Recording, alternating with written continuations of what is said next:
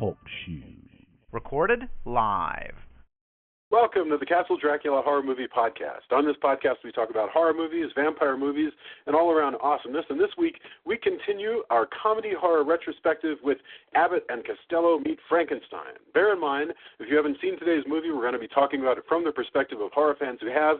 So warning, spoilers ahead. From Denver, Colorado, I'm your host, Jason Henderson, author of the Alex Van Helsing series from HarperCollins and the new game, Teenage Mutant Ninja Turtles Out of the Shadows from Activision. With me from Austin is Drew Edwards, writer of the long-running webcomic Halloween Man and contributing writer to Rockabilly Online and Tales from the Grave of Monsterverse Comics. Say hello, Drew. It's good to be back. It is good to be back. It is. I am so happy to be over the summer vacation and back in the swing of things. Tony, also in Austin, Tony Salvaggio, creator of the Victorian mech comic Clockworks, co-creator, I'm on that one too, coming in, which just came out in hardbacks from Humanoids, as well as the manga Psycom from Right Stuff and Tokyopop, and lead singer of the band Deserts of Mars. Say hello, Tony. Howdy. And also in Denver with color commentary, host of the mom-oriented podcast Pod Moms, attorney Julia Guzman. Say hello. Hello. Okay. All right. Welcome back. Abbott and Costello Meet Frankenstein is a 1948 American comedy horror film directed by Charles Barton and starring the comedy team of Abbott and Costello. In this film, they encounter Count Dracula, Frankenstein's monster, and the Wolfman, while subsequent films pair the duo with other monsters. The film is considered the swan song for the big three Universal horror monsters, and we're going to ask Drew, who's actually an expert on Universal horror, whether we could call it the end of Universal horror in general. In this one are Count Dracula, the Wolfman, Frankenstein's monster, and actually one surprise guest at the end. Although, it does not appear, says Wikipedia, to fit within the loose continuity of the earlier films. I don't know if that's true, so Drew will let us in on that as well.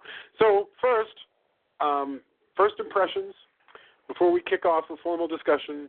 Let's start Julia, then Drew, then Tony, and then I'll go. It's been like 4 months. The French pronunciation taking a cue from our first printing of Clockwork. You're Toonie. Yes. Well, actually, on our first printing of Clockworks, it was Tony with a cute little eye, like you were this chair. Yes. Right. All right. Julia, first impressions, Abbott and Costello Meet Frankenstein. Well, first of all, yay, I'm so happy that we're back. I miss you guys very much.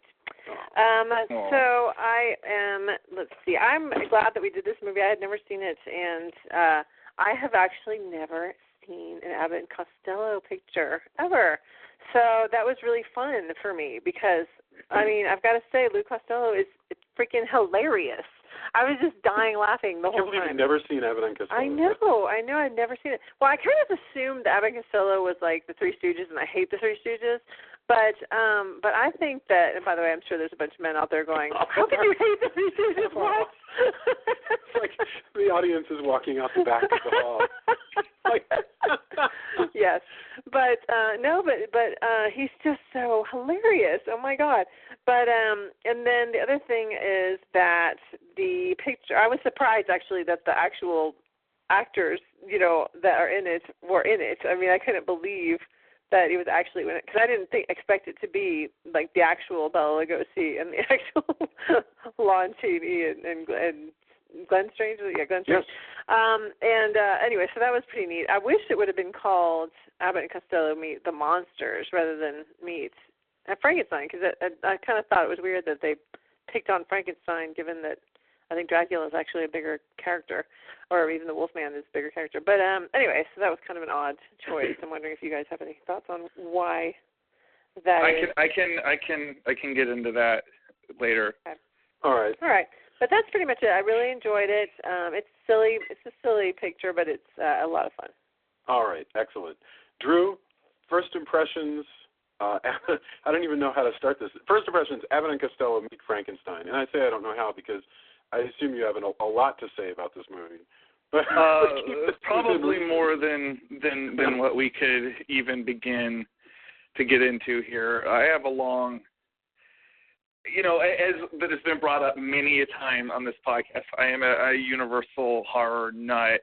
My entire apartment is kind of at war between my Friday the 13th collection and my Universal Horror collection, because those are really my two big horror loves, and they all date back to my childhood. So this movie has always been a part of that, because once I devoured all of the Universal horror movies, you know, what you're really left with is these Abbott and Costello horror mashups, which, you know, Abbott and Costello meet Frankenstein, Abbott and Costello meet the Invisible Man, Abbott and Costello meet the Mummy, Abbott and Costello meet Boris Karloff, Abbott and Costello meet Dr. Jekyll and Mr. Hyde.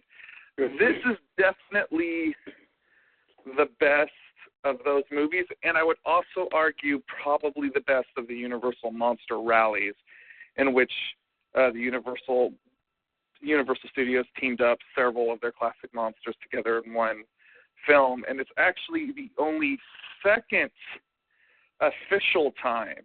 Bela Lugosi played a lot of anonymous vampires. This is the second official outing of Bela Lugosi as Dracula, and even at 65, I think he's an excellent Count Dracula here. So I love this movie.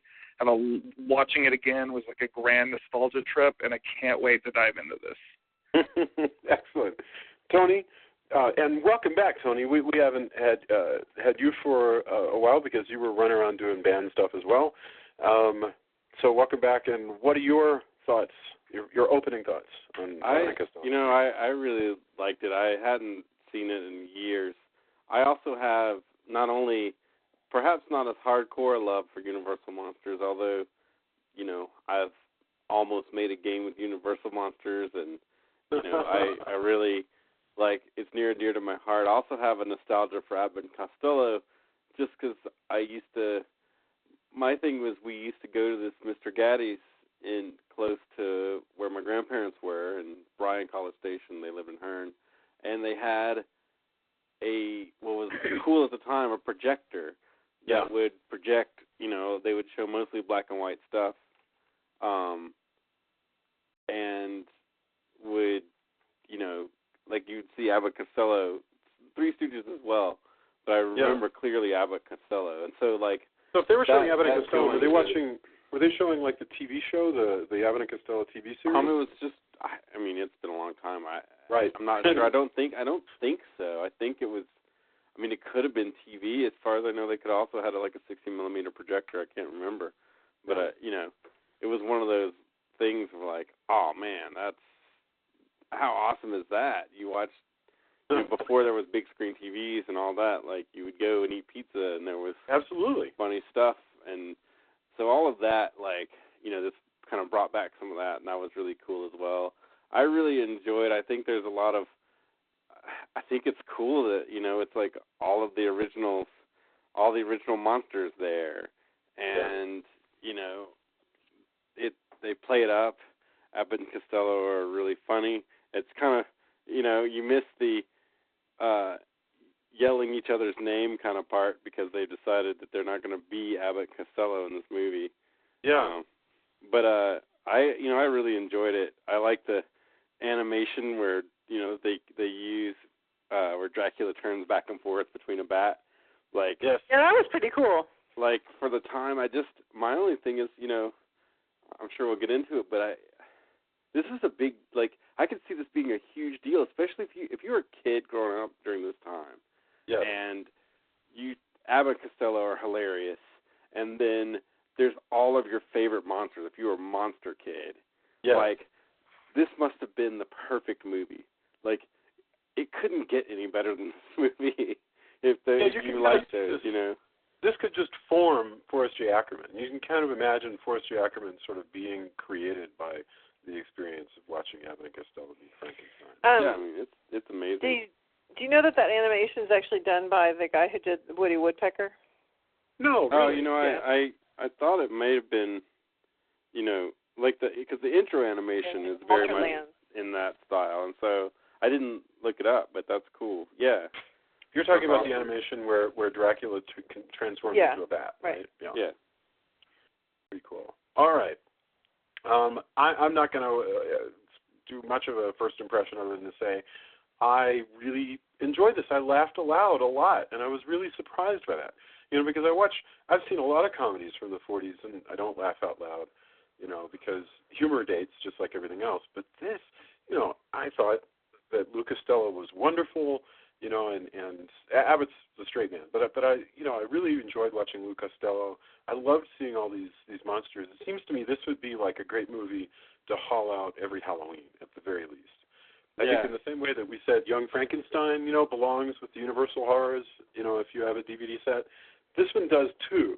So that's 2 extra movies that I would happily just add to, like, my shelf set of Universal Horrors. I would go with that. Yeah, it is really, really a delight. So, let's get into it. I want to know something first off, and then we'll talk about the plot a little bit. But okay, Drew, you said, and this stands in for a lot of people who listen to our podcast about horror movies. You said that there's a war in your room, in your house, I guess, between all the memorabilia for Friday the 13th series and all the memorabilia for the Universal Horror series.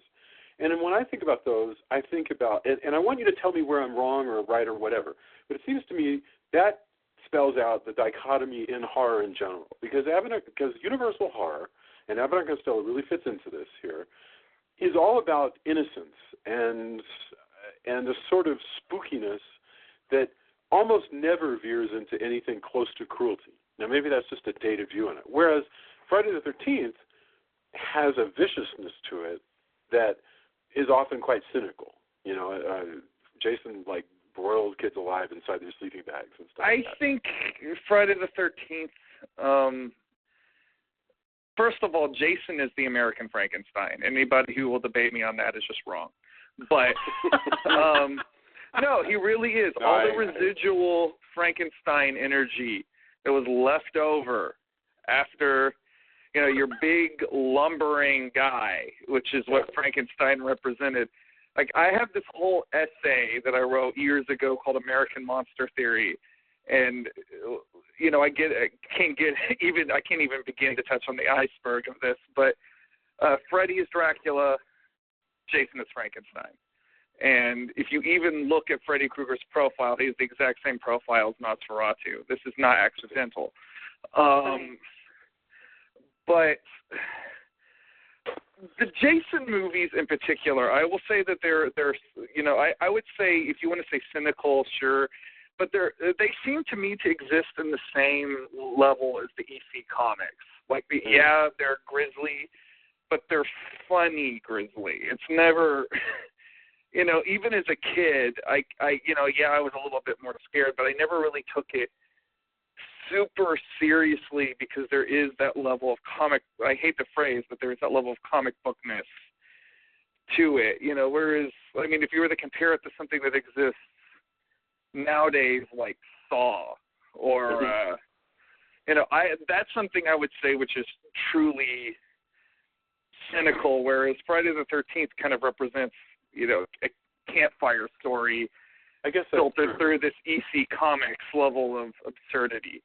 Well, and there is that one episode of Friday the 13th, that one movie where Jason is he's raised by a bolt of lightning, and it's very much a Frankenstein kind of thing. So I guess that's true. It's just that it's funny to me, and I often wonder again if this is a matter of the time. I can show Abbott and Costello meets Frankenstein to my 8-year-old, and she'll laugh. And I don't think that she'd be afraid of the Frankenstein monster, although she might.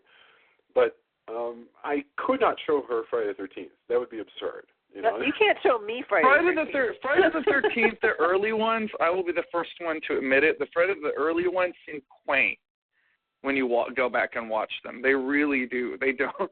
And I remember, this could turn into a whole conversation about Friday the 13th, and I'm not going to let it go there.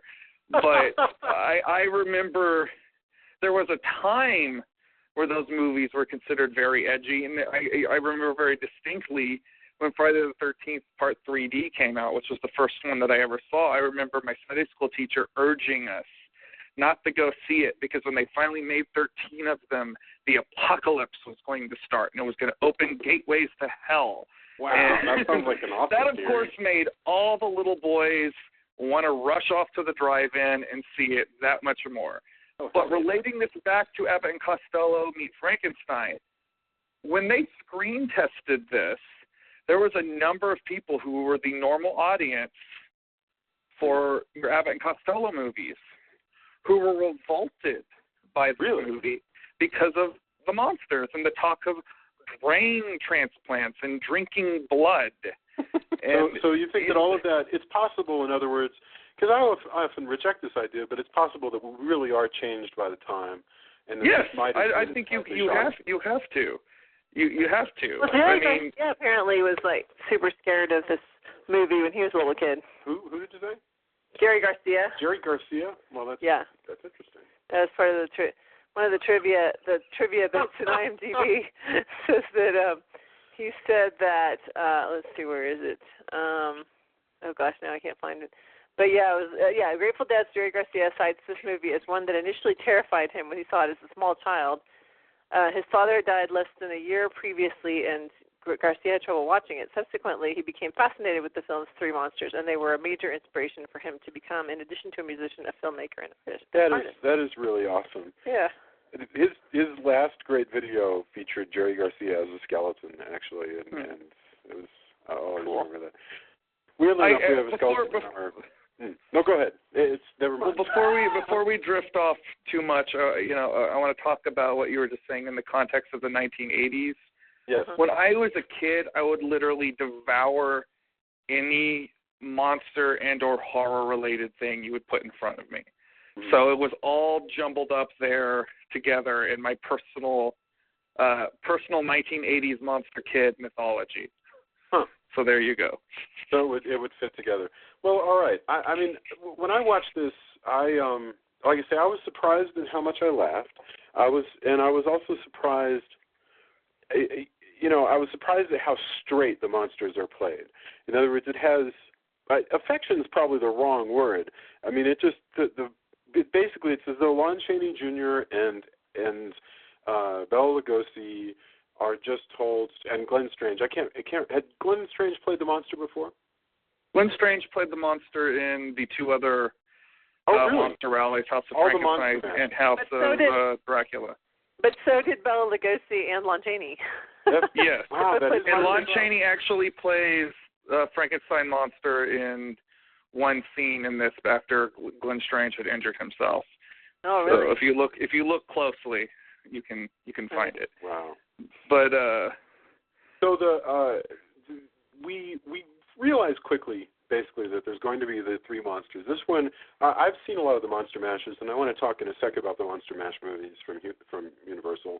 But this one sets them up probably the best I've ever seen by putting the center of the film is Abbott and Costello, who are these two guys who work as baggage handlers at a railway station.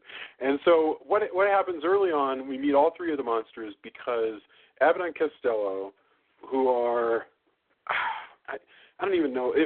Okay, Costello is the short, fat, clumsy, funny one. Abbott is the grumpy, skinnier, not necessarily older, but acts older one. And they are supposed to go to a haunted house of horrors, which is a sideshow sort of thing, and unpack some crates that purport to contain the actual bodies of Count Dracula and the Frankenstein monster.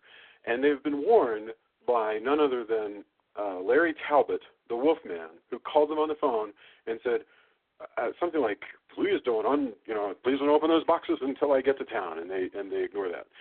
And so, right away we've got all three of the characters, and we get into this great sequence where the monster and Dracula come alive at the at the actual House of Horrors. First of all, what did you think? What did you guys think of seeing Lon Chaney Jr. in this movie? Because I have my thoughts on it, and I didn't like him. You didn't like him? No, I didn't like the whole pitiful. I mean, just like every time you look at him, he's got kind of his eyebrows are furrowed, like oh, this is terrible. Well, he's the Wolfman. It sucks being the Wolfman. I did not like him. He truly has a hangdog expression. Yeah. He has the most.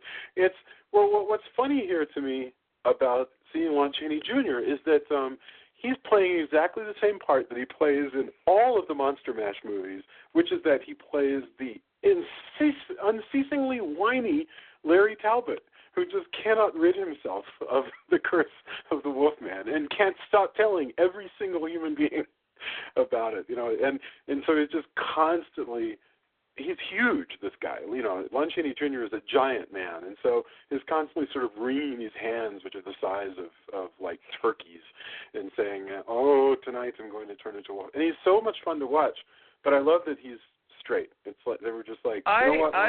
what I like about him in this movie, because the Wolfman is my favorite Universal monster, hands down. I like the fact that he's the good guy here. He's the one that's taking the proactive stance, like, I'm going to find Dracula and I'm going to put an end to his nonsense.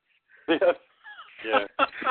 I like that his nonsense, though, is like kind of really about just getting Frankenstein's monster.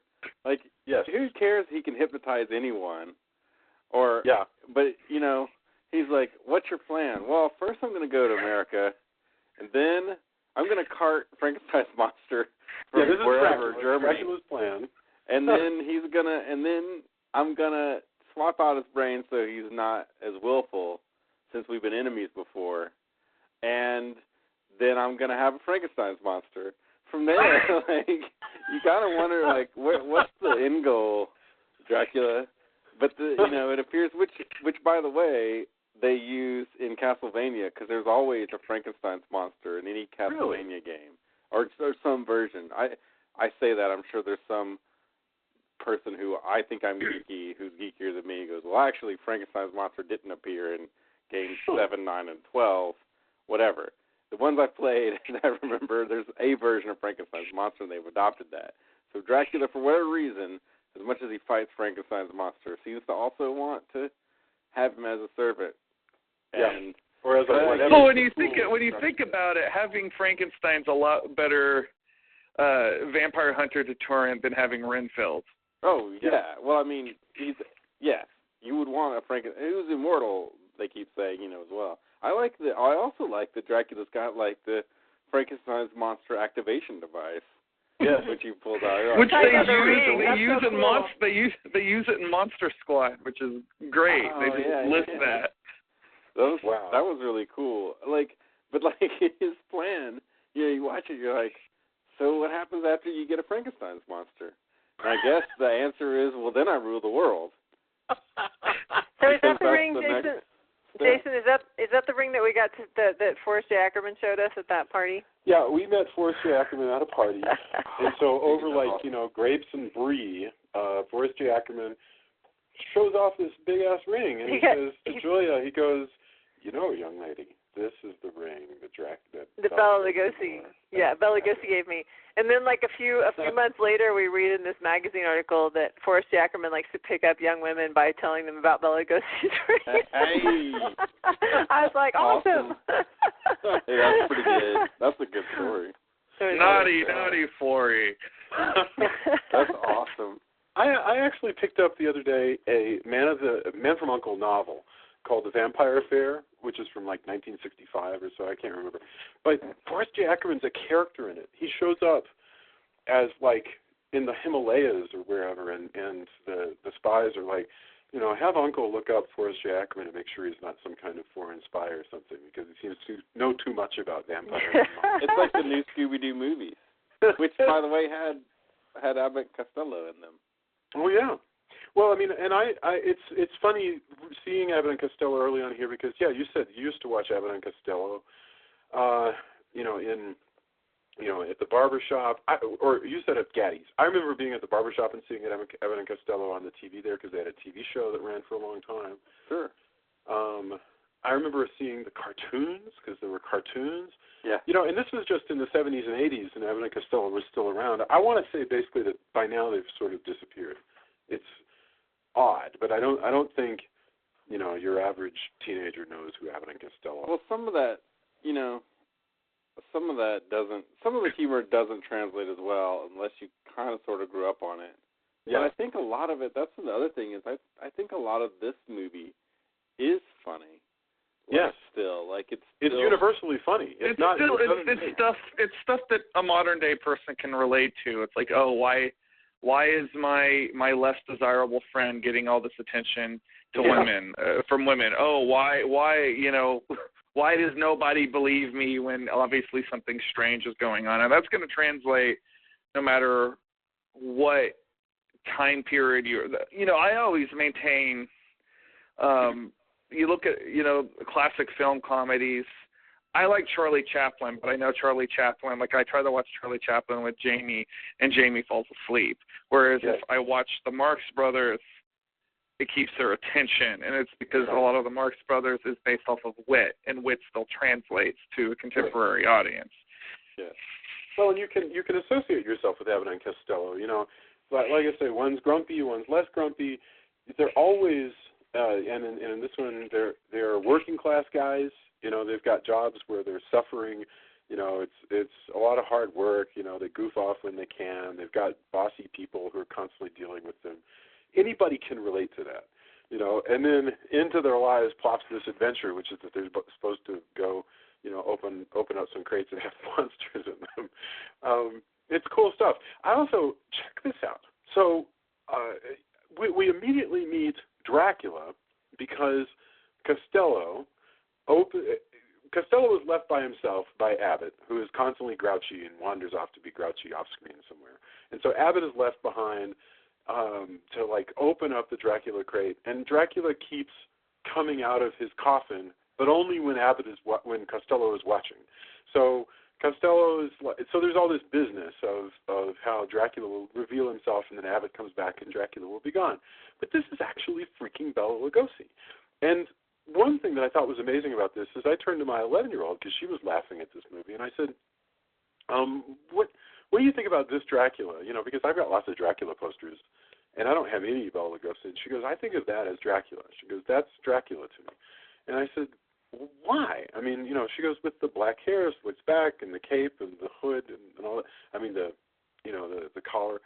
And that's amazing. I mean, it's amazing if you've never seen a Bela Lugosi Dracula movie, that this is somehow that is the World of Forms Dracula that is imprinted on the inside of everybody's brain. I can't even explain that. Well, kids who don't even know who Bela Lugosi is, that's still the Halloween. That's still the Halloween Dracula.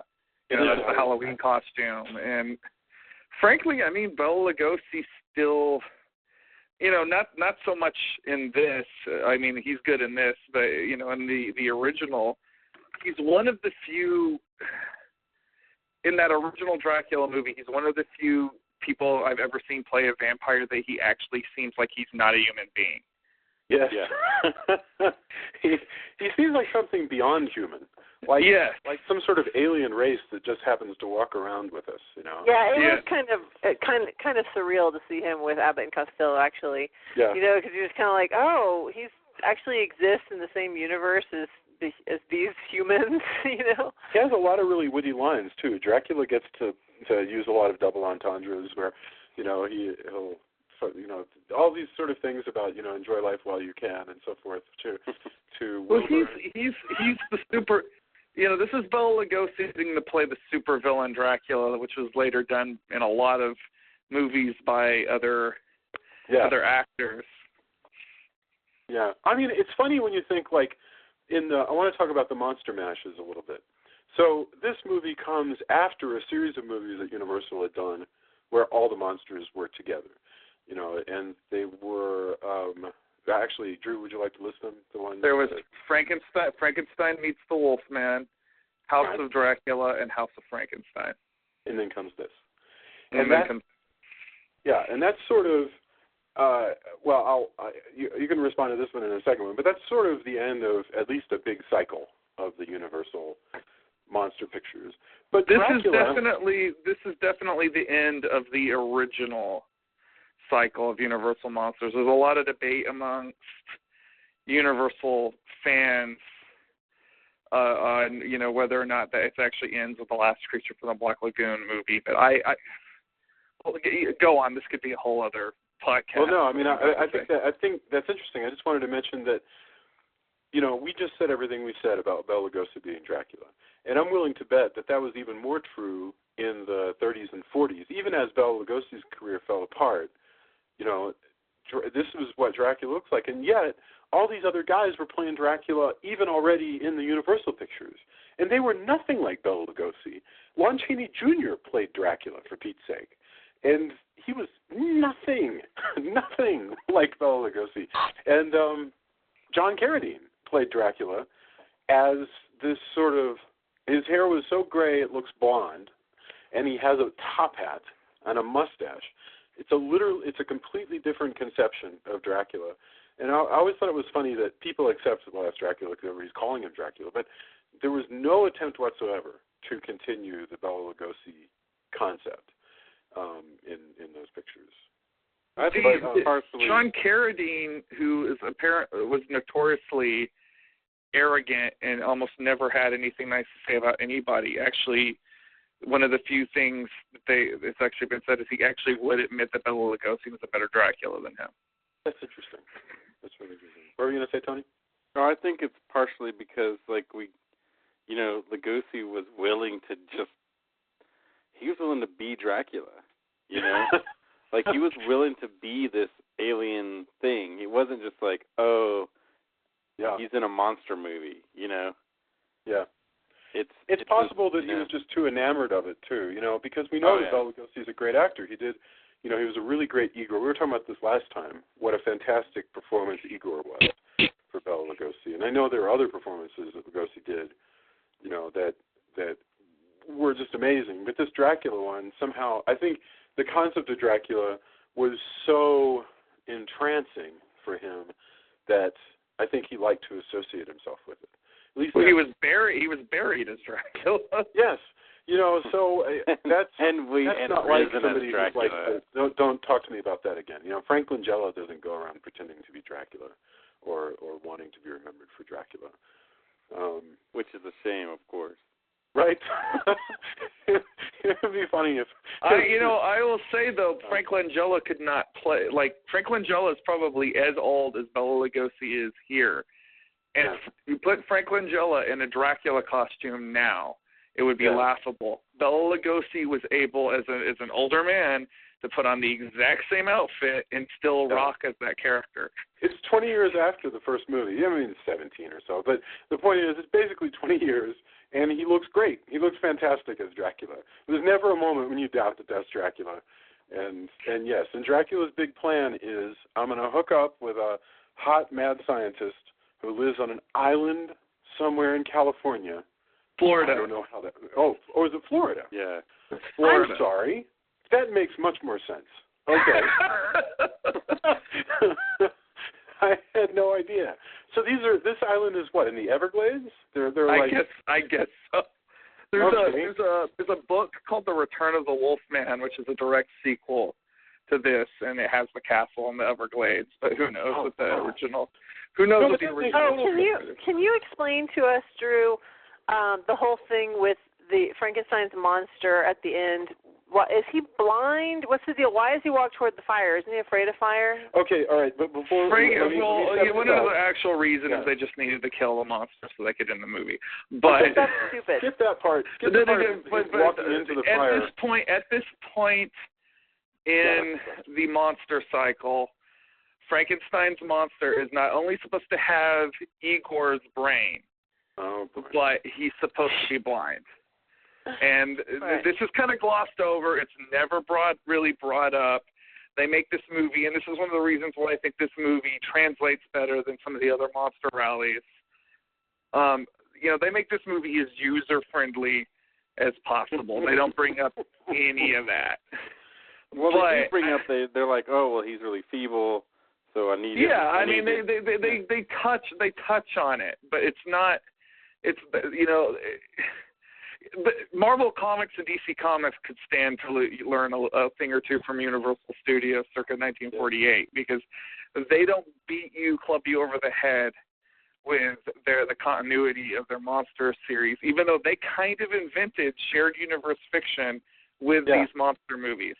Yeah, so they've got the continuity. They just don't make a big deal. I think that's brilliant. Jason was going to explain the plot so that... Well, I could explain just a tiny amount, which is that basically, okay, Dracula has come apparently to the Florida Everglades. That makes more sense. And he's chased. Basically, he's intercepting this shipment of the Frankenstein monster. No, wait. You know what? Forget it. Dracula has arranged to come to the Everglades with the Frankenstein monster in order to bring the Frankenstein monster back and recharge the Frankenstein monster because it's in a weakened state with the help of an evil female mad scientist. And so what they're going to do is they need a docile brain, and so they've chosen they've chosen Lou Costello. And, and so they've got to get, and all of this is going to be accomplished basically by in the course of an enormous masquerade ball on the island in the Everglades, where a whole bunch of people will be, and so I don't want to get into all the intricacies of the plot, but basically in the end, what this amounts to is a lot of madcap running around the castle, while with Abbott and Costello running from the monsters, and they're separated for a long time. And by the way, there is actually a hero. There's because there's a hero and an ingenue. There's a woman who is there. There's two strong female characters, I should say. There's no like traditional innocent scared ingenue. There's the evil female who is posing as Costello's girlfriend so she can get his brain, and she's a mad scientist. And then there's the beautiful blonde female who's actually an insurance investigator who's out to bust. I'm not sure exactly what she's up to, but she's there, and she ends up sort of investigating the monsters and hooking up with this stalwart doctor who's there ostensibly to help the mad scientist, but has second thoughts. I've made a horrible jumble of the plot of this movie. It's not really a very good plot. I mean, it's not a very. It's just the plot is just connective tissue to get you from one wacky thing to another. I have to say the business was great though. All the gags paid off for me. I loved the gags of like there's a long extended chase towards the end when Abbott and Costello are running from room to room, and in every room there seems to be something scary. The monster is chasing after them, and it's just all kinds of great like slapstick and business with furniture and with doors and stuff like that is fun to watch and makes you laugh and has an energy to it, which isn't the case a lot of times when you watch a comedy from the 1940s. I also thought the editing, accomplishes that a lot too. Because have you ever noticed this where you'll watch a movie from the 30s or 40s and the editing sort of slows everything down, like even reaction shots from other actors get their own insert shot and it just takes forever. Yeah. None of that here. This is really expertly done. I love all of Dracula's, like, not only does he have the hypnotism eyes, but he does all of he's come up with these crazy hand gestures and such that are really like are really cool the way like, and now it's time to control the weak-minded.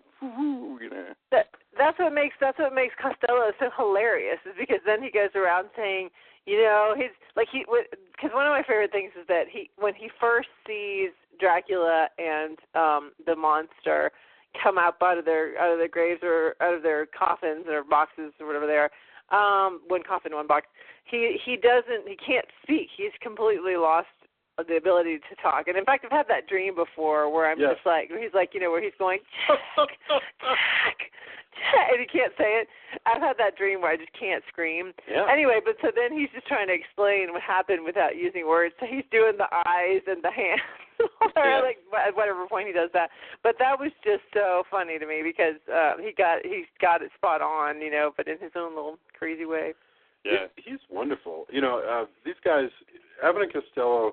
Has anybody among you seen the Bud and Lou, the biography movie about Abbott and Costello? They did a biopic of Abbott and Costello? I didn't even know about that. Yes.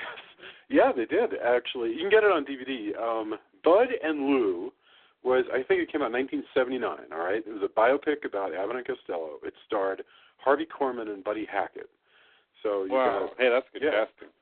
It is I need fantastic. to see this. And there are fans who have problems with some of the things that they say are compressed or unfair to the different characters and so forth. But that's name me a biopic where that's not the case. But they do get into just some of the things about these guys. That like Abbott, who's so grumpy, is actually a fairly gentle man. Abbott also suffered from epilepsy, and and so he had to deal. There's this wonderful scene in Bud and Lou where Buddy Hackett, says, "Well, I think it's time for you to tell me the truth. I want to know why you're always running off. I want to know why you carry pencils in your pockets." And Abbott goes, I keep pencils in my pockets to put them on my tongue so I don't swallow it when I was here. It's really interesting. I mean, great stuff. But it's sad, too, because these guys had just incredible tragedy in their lives. Costello's son drowned in the swimming pool, and then they both lost, like, all their personal fortunes because they had tax problems and things like that. So it's interesting to see them here. And this is not even them at the top of their game. This Costello's son died like 10 years before this movie comes out. And they said that he became a much gruffer, easier to anger man, after that happens. Well, this was kind of a comeback movie for them. Yeah, they were Universal's top box office draw, and they had started to kind of fall off. And as I said before, the guy that had taken over Universal wanted to make it a prestige studio and do more like artsy, fartsy kind of fare, and he didn't really want to do lowbrow things like monster movies or Abbott and Costello comedies. But and this was at the time, even though technically is the most expensive Universal monster movie. Wow. This was their second most low-budget film that they made that year, and ended up being one of the biggest hits of the entire year, and that kept Abbott and Costello at Universal for another decade, doing more horror comedies. And he died. Costello didn't live for much more than a decade after this. No, he died in 1959, I think. Is it? Okay. Yeah, he's like. Oh, okay. Like, well, that's 11 years. What did I say? Just short of his, what did we say, 53rd birthday? I think? Yeah. Yes. And just horrible. Whereas Abbott lasted a lot longer. I want to say the 73 or 74. Older than that. I think it was like 78 or something like that. Was it? And he died of cancer. So it's so strange to think all these guys are gone. Everybody, it's an absurd thing to note because obviously it's true, but it's so strange to say you're looking into the past and you're seeing people who are no longer with us. So that's a depressing note. But all right, what else do we want to touch on before we wrap up? Julia wanted to know about the name and how they came about. Right. Yeah. Why is it called? Right. Why is it called Abbott and Costello Meet Frankenstein? The original treatment, and this was up until where they started doing production, it was going to be called Brain of Frankenstein. And when they got into testing the film, they found that most people thought that it was just another monster rally, like a straight monster picture. Sure. And so they tested several different names, and I wish for the life of me I could remember some of the other names they tested. But Abbott and Costello Meet Frankenstein was the one that tested the best because it said monster, it said Abbott and Costello, it said everything that it needed to say, apparently, even though, yes, this really should have been called Abbott and Costello versus the Monsters or something like that. But that really gets it. Yeah. That's how the name Abbott and Costello Meets Frankenstein came to be. If you were to watch one of those Monster Mash movies, this one or Frankenstein Meets the Wolfman, which do you consider a superior picture? Frankenstein Meets the Wolfman would probably be the one that I would choose over this, but that Frankenstein Meets the Wolfman is less a monster. I mean, it is a monster rally because it's got both Frankenstein and the Wolfman in it, but it's less a monster rally in a lot of ways and more just a straight sequel to the Wolfman, and it doesn't really get into the Frankenstein. Yeah, it doesn't really get into the Frankenstein stuff really until the latter part. of the movie. And I for one, actually like to watch Lon Chaney Jr.'s hand-wringing and suffering because I enjoy that aspect of the character. I think it's I don't know, I like it. But that's actually my big complaint about all those Monster Mash movies other than this one, is that it's great to see all the characters together, but this is the only one I've seen. Abbott and Costello meets the Wolfman. The funny one is the only one I've seen that's really good at getting all three characters in and having them do stuff through the whole movie. Well, they gave Larry Talbot a good role here, and I you know, if you can almost imagine if this was a comic book series, the idea that the Wolfman is operating as a vampire hunter during his daylight. Sure seems to be, yeah. Yeah, his daylight hours that's a great conceit, and honestly, I'm surprised. Other than if you spin off novels, I'm surprised Universal has never tried to do anything more with that concept. You know, they could certainly license these characters out as a comic book series or something. I'd be interested in looking at some of the other, you know, certainly the Talbot stuff, but there were a number of other movies that like ripped off the Wolfman, you know, in around that time. And I haven't seen any of them, but I know that there were Wolfman light characters, because Scal mentions them in his book, The Horror Show. Well, the Wolfman is the only character that's an original creation of Universal Studios. Right. So you know he's interesting directly because of that fact. This is definitely my favorite out of the outright monster. You know, House of Dracula, House of Frankenstein, and this is definitely the best out of that trio, and I think it's also the best out of the Abbott and Costello horror pictures, unless you're going to reach back and throw in Hold That Ghost, which may knock this off. Hold That Ghost is pretty awesome. Who was in Hold That Ghost? Abbott and Costello. How was that Abbott and Costello picture? Oh, I'm sorry. Wow. Okay. Yeah. For some reason, I thought that was like one of the Bob Hope pictures, but no, that's Ghost. You're thinking of Ghost Breakers. Okay. Very cool.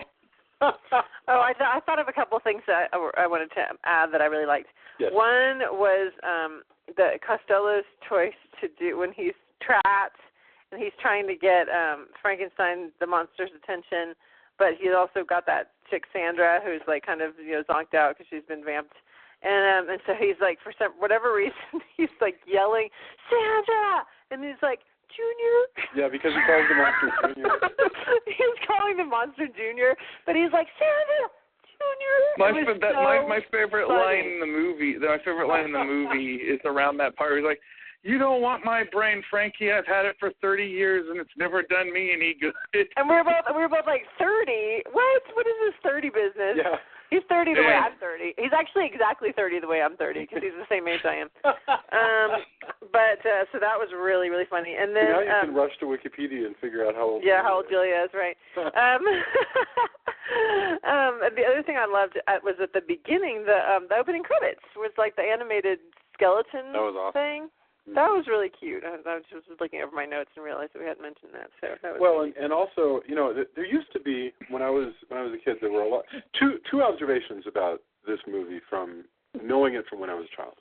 First of all, in all those movies where they'd give you just like best scenes from monster movies, people always love to play the bit with Vincent Price showing up at the end as the surprise guest. He shows up as the Invisible Man, because the movie has sort of a stinger at the end when the beautiful girl and the hero go off together, and Abbott and Costello are left on their own little boat, and they think, oh, thank God, no more monsters. And then Vincent Price speaks up, and he's the Invisible Man, and it pays off with this great cigarette. It's this effect that I'm truly amazed by, where this cigarette just floats there and a little match comes up and lights the cigarette and it puffs out smoke.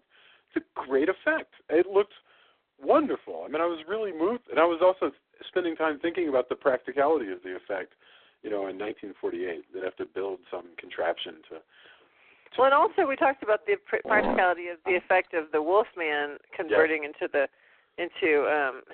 Again, Jason was saying about how they would have had. That's why they had him propped up against something that was still, so that they could, have. Yeah, he's against the pillows of this.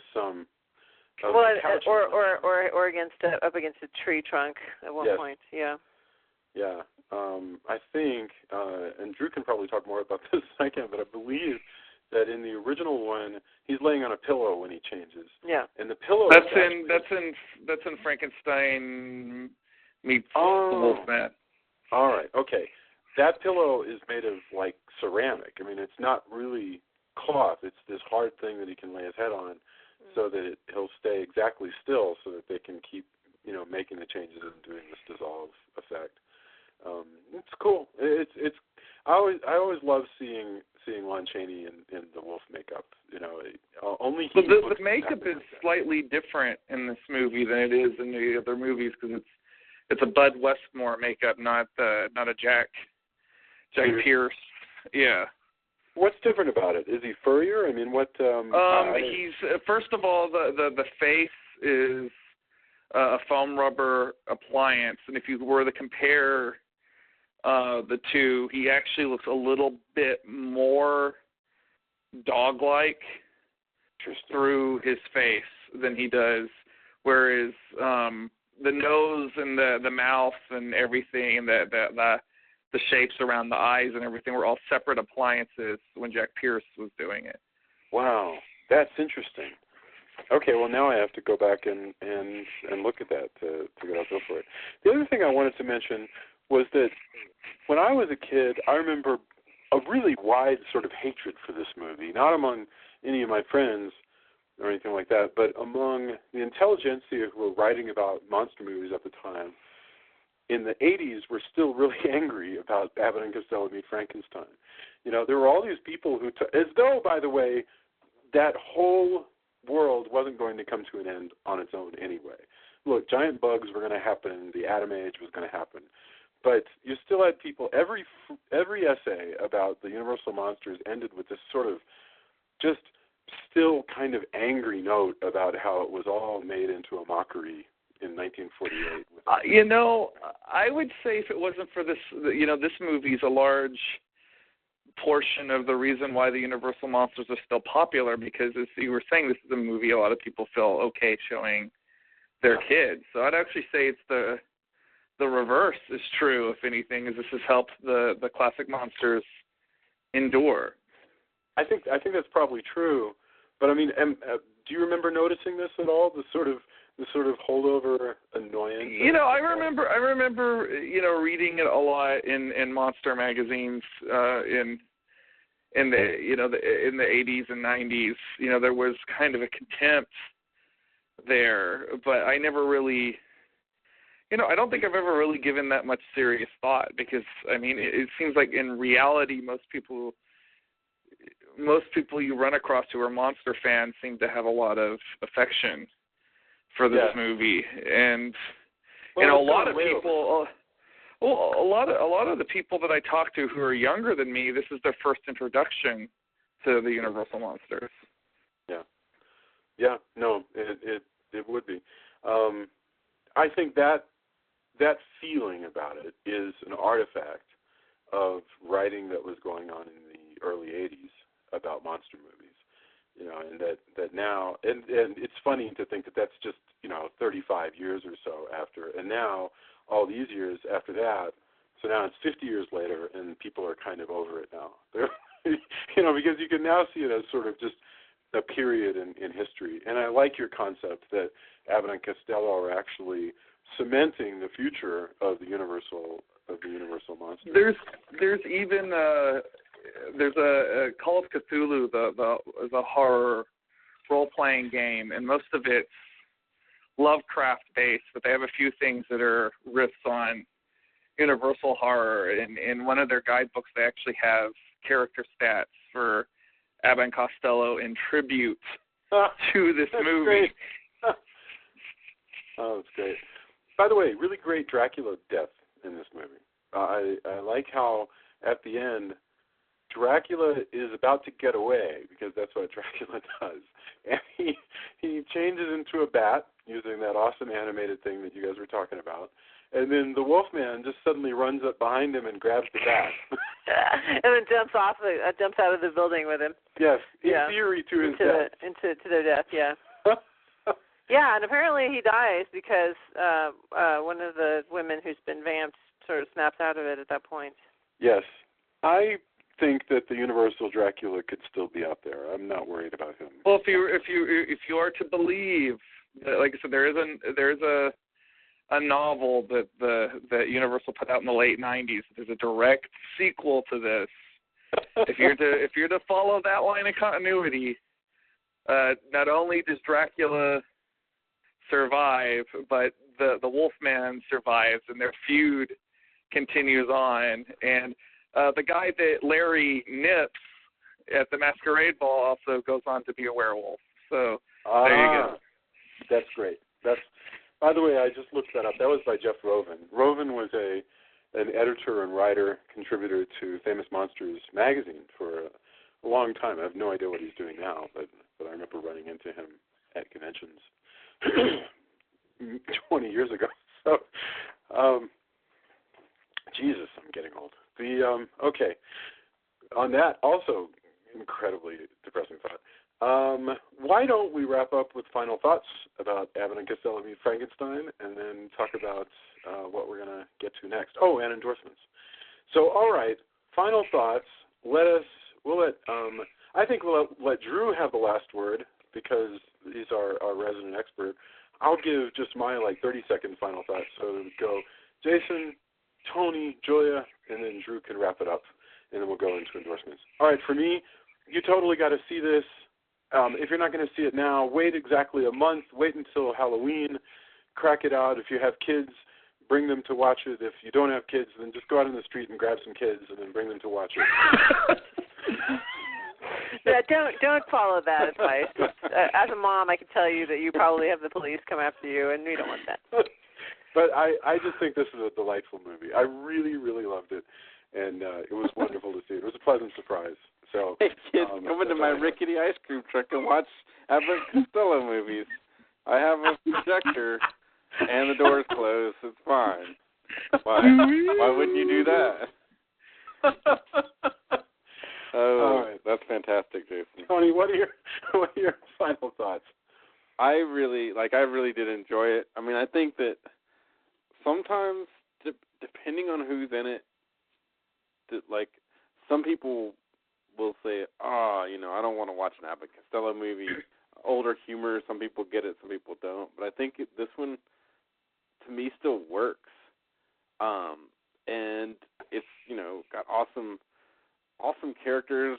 The mad scientist woman is awesome. We have strong female characters. We have, Abbott Costello doing what they do best. And you've got all your favorite Universal monsters. It's a pretty cool, mashup of all of that. I enjoyed it more than I thought I was going to after having not seen it in a long time. Yeah. So that was really, really cool. Very cool. Julia, thoughts on anything we didn't touch on with Abbott and Costello? No, I mean, I think I talked about everything I want to talk about. It's a fun movie, like I said. I enjoyed it. Very cool. Drew, wrap us up, and then we'll do endorsements. I could talk for another hour, which is, I don't know what that says about me as a person. But if you're a fan of classic film, if you're a fan of monsters, this is your fix. And then go to it. The only thing that I think could have made this movie better is if Boris Karloff had dusted off his flat head and been in it like originally planned. But Karloff thought they were going to make fun of the monster, so didn't appear in it. I think that would have made the movie even better. No disrespect to Glenn Strange, of course, but this is like Jason said. This is an essential. If you are a monster buff, you need to have this in your DVD collection. Yeah, very good. All right, endorsements. What do we want to endorse? And I have to consult my notes to see if I noted anything to endorse. But do we want? So, Drew, do you have anything for us? I do. I have a few things. I just got back from being on tour with my wife's band, Danger Cakes, for 35 days. I was really, really, really craving privacy. So when Jamie went on to New York to visit relatives, I stayed at home and I initiated what I called antisocial palooza, which was basically me watching DVDs for days. I want to first and foremost endorse, now that I've finally seen it, Solomon Kane, which is, of course, the film version of Robert E. Howard's famous Puritan monster fighter. And it goes without saying, this is the movie that Van Helsing really, really, really, for the love of God, wishes it was. Just a great fantasy movie, great monster movie, good character-driven in a way that's very un-Hollywood, and also not long PC. shelved. Like, the fact that we can get it now. This movie was completed. Like, the trailers were in theaters years and years ago. Like, you're like, oh, man, I can't wait for the Solomon Kane movie. Hey, it's in Europe. I had some guy give me a bootleg, like, at a convention one time, just because he was like, hey, check this out. And I need to get the real thing because, of course, we should support things. But it wasn't even available. Like, you couldn't, you know. And this is probably the best Howard movie, Robert E. Howard movie I've seen. This stacks up nicely with the Arnold Schwarzenegger Conan. Like, it's a good flick, and you know, it's great to actually see one of these characters get a movie that's actually good and not PC'd up to death. Like they leave all the religion in with the character, which is what I thought they were gonna you know, boot that out, and they didn't. And it's just, they let Solomon Kane be Solomon Kane, and it was great to watch. My other endorsement, which also I viewed, would be Hatchet 3.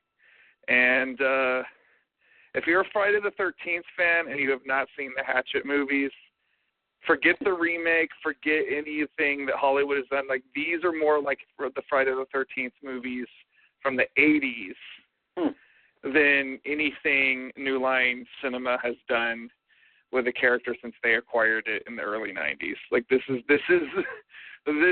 what, when I was going to the Graham Drive-In as a kid, this is along the lines of what I was seeing. So, what is this picture called? The original, there's three of them. There's Hatchet 1, Hatchet 2, and Hatchet 3. There's three of them now. And they are low-rent slasher horror the way God intended. And I wish I had your enthusiasm. Like, I feel like I'm missing something because I didn't really enjoy them. And I like slasher movies, and and most of my friends like these movies. And I'm like, why am I don't want to be the odd man. Maybe you're struggling to find like, oh, well, where's the artistic statement? That's the problem. No, Hollywood, of course, dude, come on. You know, I don't know. That's the problem. Like, that's the problem though. Like, over the last few years, like, they keep talking about, oh, we're going to make a new Friday the 13th movie, but we're trying to crack the story. And I was like, you want to know why they made so many of those in the 80s? They didn't worry about the story. There was a bunch of kids. They went into summer camp. There was an undead mongoloid in a hockey mask, and he killed them. You have sex, you die. And boobs. Yeah, that's the story. That's the story. Again, like, I enjoy this. Like, I wish I knew. Like I said, the Hatchet series is there aren't a lot of them, but there's a few series where I go, why don't I like this more? Like, it's got all the flavors. It's like a dish. Like, this dish has all of the ingredients I love. Why doesn't this dish taste good to me? And I don't know why. And I wish I did. Tony reminded me of the of Friends episode where Joey, who actually reminds me a lot of you, is like talking about how he's eating the trifle that Jennifer Aniston's character made, Rachel makes, but she accidentally glued two things, like two pages together, so she's making, like, she mixes two things up, so it's like every layer is like half of it's sweet and half of it's like meat related, and so Joey just loves it because he's like, what's not to like? And he's like, meat, good. He's like, pudding, good. That was so funny.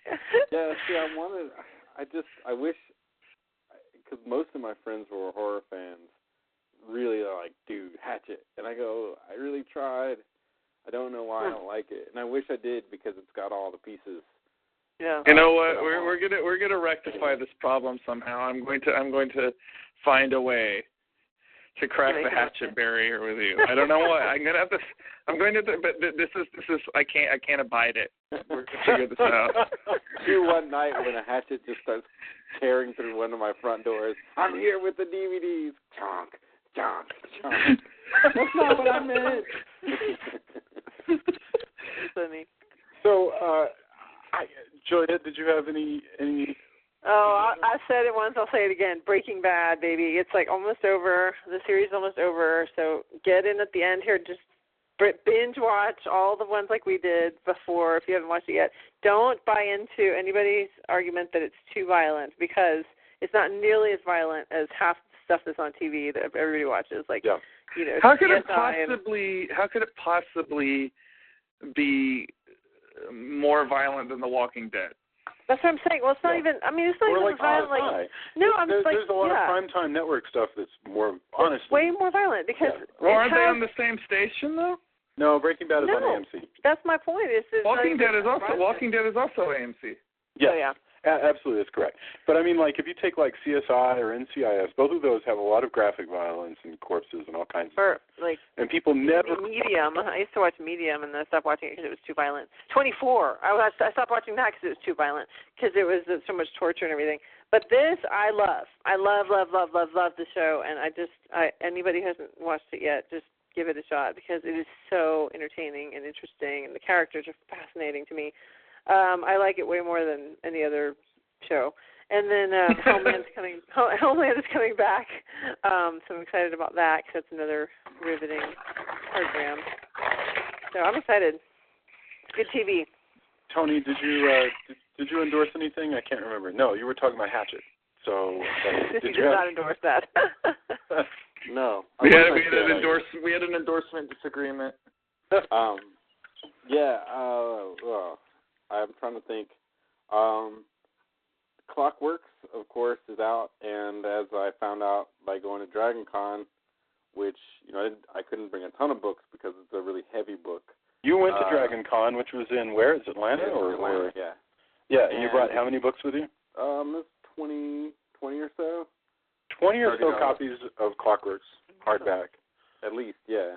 And sold out by the end of over the few days. For a relatively unknown book, I mean, our Facebook page has very, very few. In fact, it has fractions of the likes that books that aren't even out yet in the steampunk realm have. So, you know, I look at that and I'm like, well, there must be something here. People walk by and go, ooh, look at that. I need some of that Clockworks. So I'm going to, you know, at the risk of being too crass, that's, you know, check it out if you haven't before, because we got really good response from Dragon Con in the way that it's taken all these years, and so you wonder, like, oh, man, is the book that I did good? Like, I hope people think it's good. And then, you know, they agree that it is, which is nice. It's nice to have that happen. I think that'll do it for me for this week. That'll do it. And if you're in Austin, actually, next week I will not be part of the podcast because I will be hosting the Super Happy Fun Monkey Bash, which has been on hiatus for a long time, which is where we show really crazy Japanese clips. This year I had a little less hand in actually, like, curating the clips because of just the way things are, because the Draft House is a really, really busy place these days. But I will not be hosting tomorrow night, which kind of sucks, but I'm going to see Iron Maiden. But next Monday, there will be me co-hosting and, as usual, giving away candy from Japan and watching what will be my first time to see it all put together, the new Super Happy Fun Monkey Bash, which I'll post the links later. Yeah, that's going to be cool because we've had a pretty rabid following, and I think people really do enjoy it. It's a sociology experiment every time. People laugh at different things. People cringe at different things. Even had to the point where one time, like, my name wasn't on one of the programs or something, and I had people actually writing me going, "How dare they take that from you?" Yes. Like, well, it's Tim Lee, it's his theater, and he has done most of the putting together since, for a few years since we shared DVDs and stuff. But right, but it is your baby. Yeah, but I'm always like, I'm flattered by that. But I think this one's going to be really good. I saw some of the early clips that we had picked, and when was your first? Yeah, for those, I don't think we've given Monkey Bash is it is a movie event that they do at the Alamo that is really wild. I mean, you play sequences from all kinds of Japanese pop culture, movies, TV, commercials. TV, commercials, game shows, and it is really strange. And Tony invented it. And when was the first one? Oh, it was years and years ago. Well, Tim, to be honest with you, Tim was showing a bunch of stuff from a thing called Japanorama. This is not really early days of the Draft House when it was just like, let's just show some stuff that's funny before things.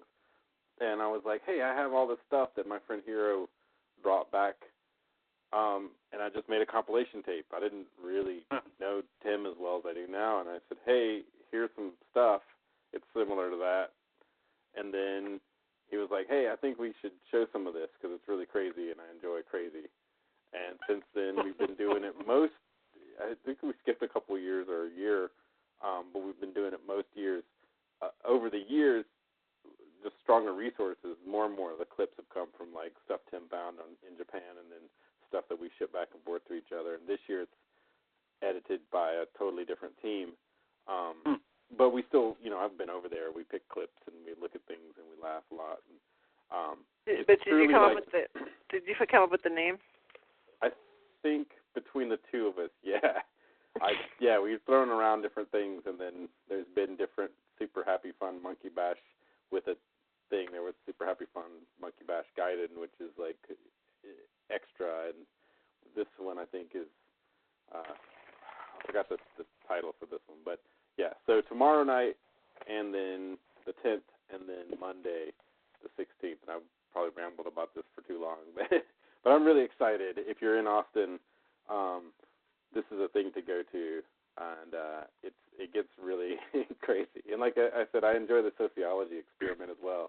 Some people can take certain things, other people cannot. And I also learned that, from watching this, if you're in Japan and you're a comedian, I don't know if there's really the cash number that I could think of that would have me like, yes, this is the show you're going to pay me and be on this show. Yeah. I'm not sure if there's a cash amount that I could say would be like, oh yeah, well I would be on that show. Right. Like I would stay on that show. Why not get, humped in the face by a big dog and then it is weird. It's like there's no amount of just sort of strange, I don't even know the word, like just sort of all kinds of crazy humiliation tricks that these just regular talk. Let's put it very broad comedy. Let's put it that way. Yeah. In the best possible way. It's like Jackass has infused like everything. Well, I think that Jackass was born in a totally different spirit. Yes, but I mean, the spirit of this. that could give one an idea of the kind of just craziness. I think that one of the wildest ones, by the way, was the one where these guys were playing King of the Mountain, and they're sort of on top of a giant foil apparatus on the beach.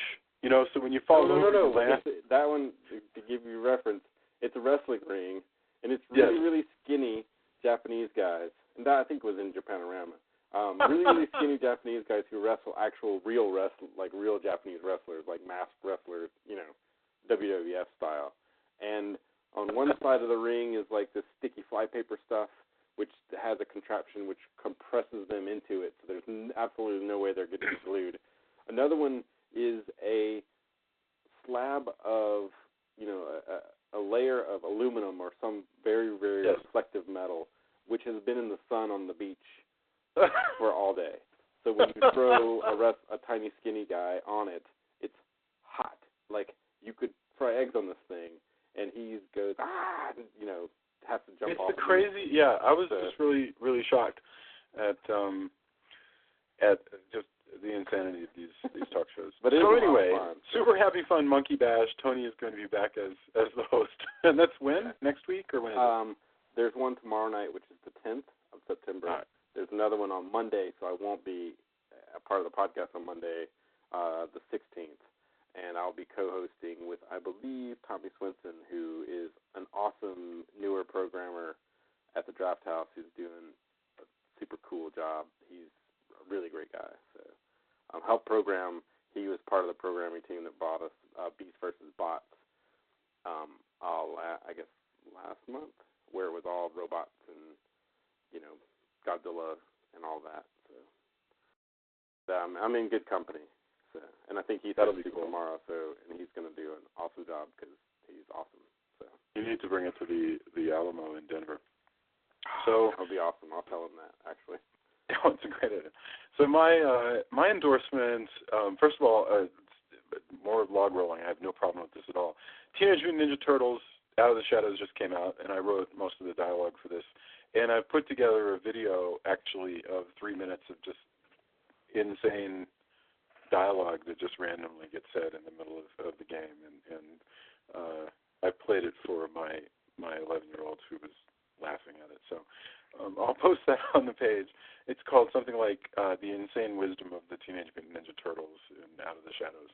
And they just sort of wander around, coming up with crazy hypotheticals, like what it would be like if they found a baby and tried to raise it or whatever. Okay. I'm going to let you do that. That's pretty awesome. Oh, was I supposed to ask for permission for that? That's a funny... No, I just think... No, I'm talking about the dialogue. Like the fact getting to write it. Yes, that would be... I am glad that they let me do that. So, okay. My other endorsements, 2 things. One, I just watched Possession, which was something that Tony recommended to me. It's about 1981 and stars Sam Neill and Isabella Gianni, and is literally one of the craziest horror movies I've ever seen, where Isabella Gianni, basically the 20-second version is, Isabella Gianni has left her husband and left her lover both because she has shacked up with a tentacle monster that is sleeping with her and forcing her to go out and bring back people that she can slash to feed the tentacle monster because he's going to bring about the end of the world. That's the easiest I can explain this movie, but it is insane, truly insane, and well worth seeing if you could figure out. I told Jason it's the best Clive Barker movie that Clive Barker never had a hand in. That is absolutely right. It is actually better. It is truly as horrifying as anything in Books of Blood, and yeah, I think it is absolutely. When are we going to get around to doing a Clive Barker retrospective? I'm hoping Cabal Cut of Nightbreed comes to Fantastic Fest, and I'm pretty sure it is. And that's a wonderful idea. I would be down just to do regular cut of Nightbreed. I kind of like Nightbreed. Well, me too. But I want Cabal Cut. That's where it's going to be at. So. I also have to say, I haven't watched the whole movie yet, so this is the weirdest endorsement I've ever made. But I caught the first 5 minutes of Ghost Ship. It blew my mind. It literally just like Ghost Ship, which is as far as I can tell, just a cheesy treasure-hunting ghost story starring Gabriel Byrne and Juliana Margulies. And so it might be good, might not be good. Wait, are you talking about the Dark Castle Ghost Ship? Yes. The one with... Oh, jeez. it's I don't even want to spoil it. But I'm telling you, I did not expect what was going to happen in this opening to happen, and it just Jason. I mean, we're gonna talk about this again after you've seen the entire movie, but prepare to be disappointed. Nothing reaches the level of awesome that the opening has. So go watch Possession on your TV. Just find it on demand or whatever, and just watch. Well, there's a new Blu-ray that's just come out, or if it hasn't come out here, there's one planned for the U.S. I'm pretty sure. So. Yeah. And well, Possession. Watch the whole movie. Ghost Ship. Watch the first 5 minutes at least, and have 9 minutes. So, all right, and that's all I got. Thank you, everybody. Thanks for waiting for us. Tell iTunes, that you love us, and leave comments. Join our Facebook page. Send the link around. Tell us what you want to see. We'll be wrapping up the comedy horror retrospective pretty soon, and then moving over to werewolves, and I can't wait. So, have a fantastic evening, everybody. And we're coming up in October, so that'll be great. Bye, guys. John Night. Bye. Bye.